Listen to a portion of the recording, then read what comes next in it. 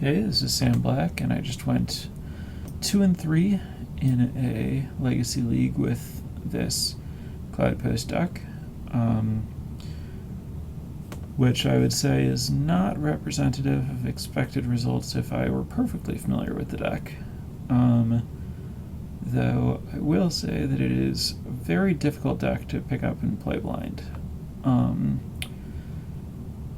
It has a bunch of sweet things going for it. I like Thespian Stage's ability to play double duty at playing the Cloud Post game and the Dark Depths game. I think that really helps glue the disparate fragments of this deck together. And the Thought-Knot Seer plus random big stuff with top to glue it together felt pretty reasonable. I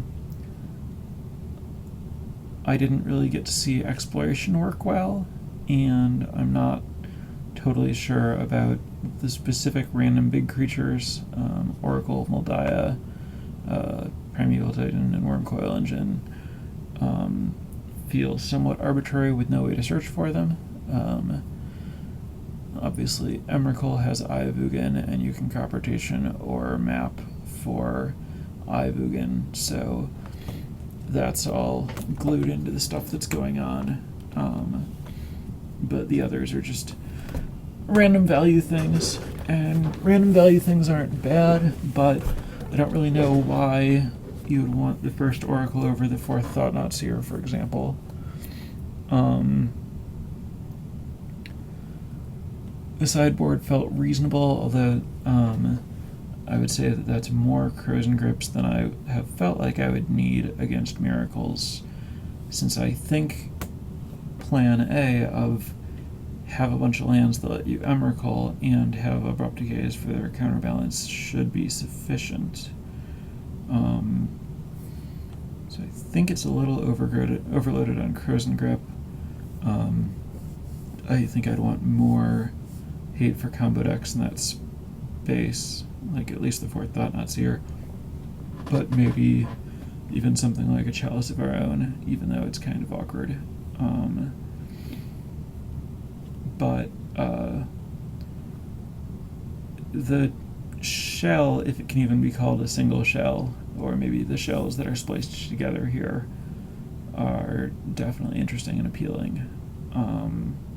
And this deck is definitely doing some cool things, but it still feels a little raw to me, and very difficult to play. Wouldn't hate to see the Bojuka Bog in the main, although I don't know that you can afford it. But definitely a cool deck with some cool stuff going on. Very curious about how often Exploration's really great versus how much it's just like a dream scenario and your perfect setup. But it just didn't feel like I would reliably have enough lands to use it well. Anyway, interesting deck, but that is all I have for now.